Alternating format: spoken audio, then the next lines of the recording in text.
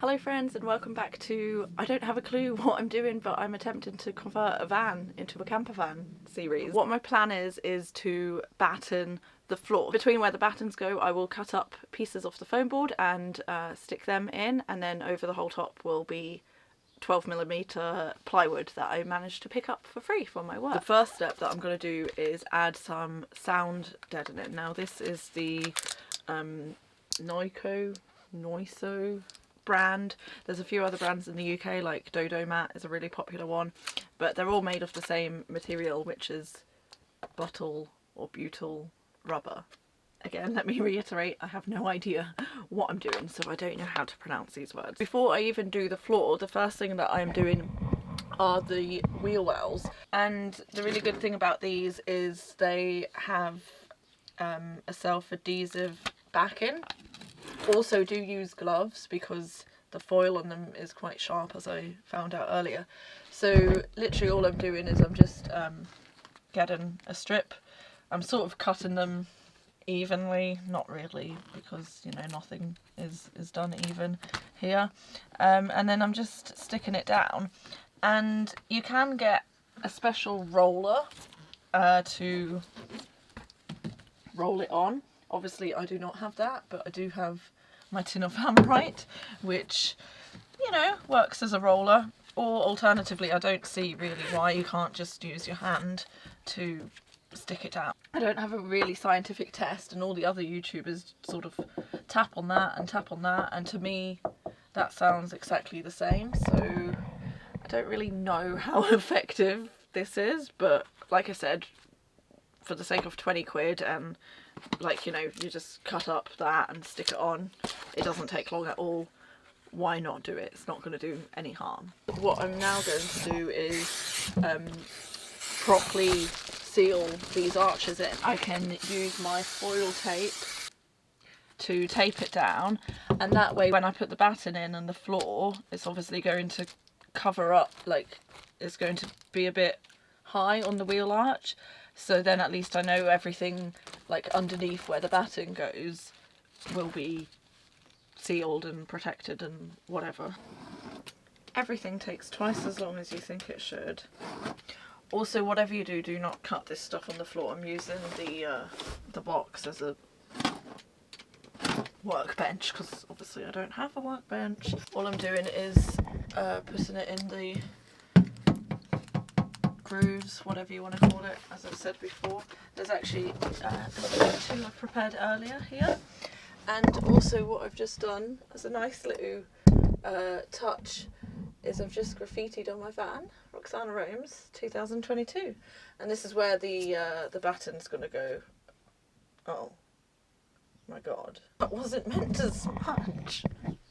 Anyway, back to the floor. Just put a few strips of the sound deadening in there, and also I re-graffitied my name, whatever that is, in retrospect, because you know, hindsight, oh hello, hindsight is a great thing. In retrospect, the like 4 bits of sound deadening that I've put on the floor probably won't make any difference. So I've measured the length, width of the battens, whatever I need, so I just need to mark them on the wood and cut it. The wood I've got for this, the timber battens, is this one from B&Q, and it says it's 32 thickness by 38 width millimeters, but when it comes to actually measuring it,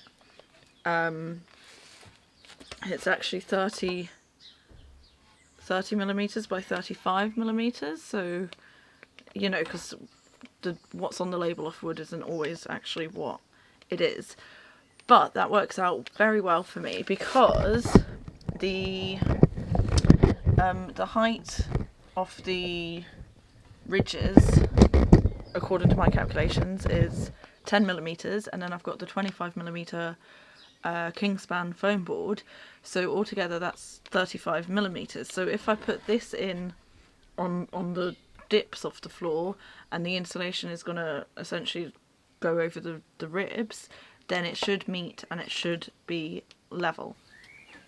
185. Oh, Christ. So all I'm doing is I'm making a little mark on the wood, and then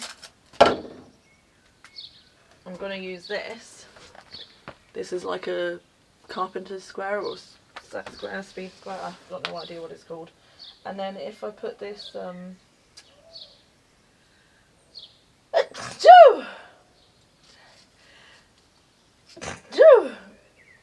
then I can just adjust this, and essentially I can put it on the wood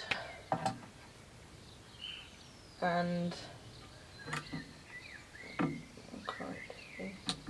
make that level, and then I can draw a line there. So now on my wood I've got this, well, it looks kind of straight line, and I'm just going to use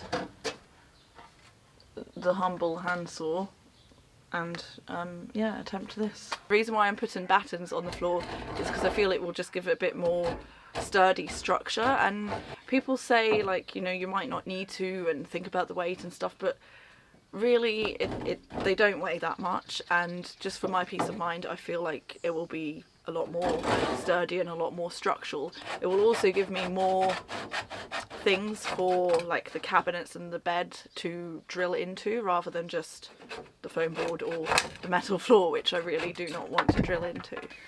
Right, well, evidently don't know how to use a handsaw. It's come out a bit jaggedy on the end. Can it focus on it? But you know, nothing a bit of sanding won't fix. Nice, nice, nice, nice. Let's try that a bit off.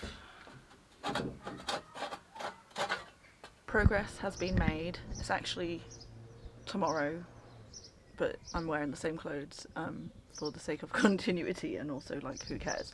But what I managed to do last night before it got too dark is lay the battens down, like at least the main ones. It looks a total mess because I had to weigh them down, and the only things that I've got that are heavy are these Victorian edging slabs, but they've got all this gumph on the bottom, so it's just gone absolutely all over the van. But not to worry, I will clear that up. I'm actually feeling like a bit more professional now using my combination square, that's actually what it's called, and now I've got like a cutting list. I've just written notes on my phone, you can't really see it, but I've decided to name like each section. So this is the front, obviously that makes sense, so we've got front left, front middle and front right, and then on my phone I've got the different measurements. There you go, you can see that. So that's my cutting list, what I'm going to try and cut to for each cross beam. Is that what you call it? That's what I'm calling it. Okay, so I just tried hand sawing and I just keep making a mess of it every time. But my jigsaw just arrived, so I just had a little practice in the garden, hence why I've got all my PPE on, and yeah, I kind of feel like I'm good to go. So I'm going to use that to saw the rest of the battens, and then hopefully I'll get a more accurate cut. I know this isn't even really the right tool to be using for this. Most people recommend using like a circular meter saw, I think it's called, but they're quite expensive and I don't know anybody who has one that I can borrow. So yeah, I've just gone ahead and got my own jigsaw. This is this brand from Amazon. It was 30 quid or so.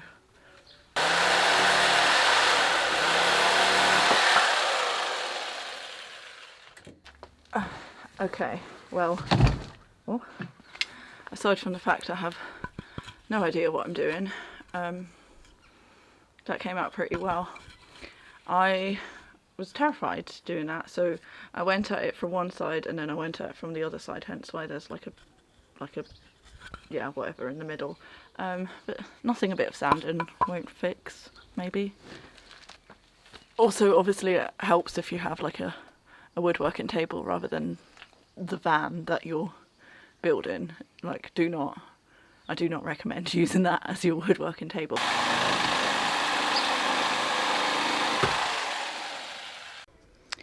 Am I feeling pretty damn proud of myself?